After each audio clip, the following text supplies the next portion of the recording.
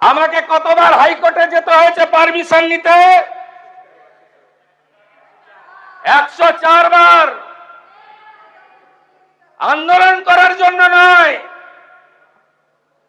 বাঁকুড়ার কোতলপুর আলু চাষি আত্মহত্যা করেছে, আমি গেছি।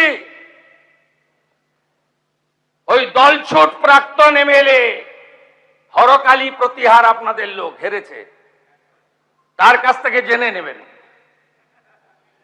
ওখানে আটকেছেন আমাকে। আমাদের দোল পূর্ণিমার আগের দিন হোলিকা দহন হয়। ভবানীপুর বিধানসভায় আমাকে করতে দেননি। রামনবমীর মিছিল করতে দেননি। হনুমান জয়ন্তীর মিছিলে হাঁটতে দেননি।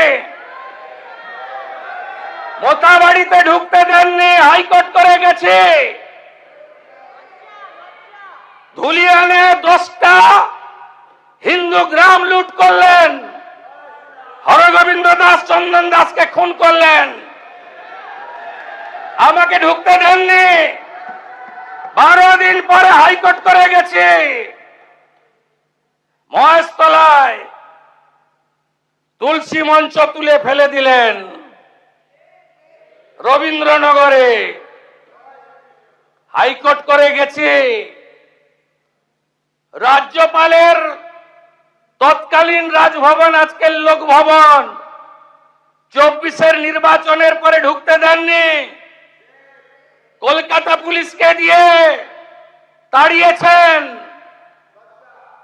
হাইকোর্ট করে লোকভবনে ঢুকতে হয়েছে।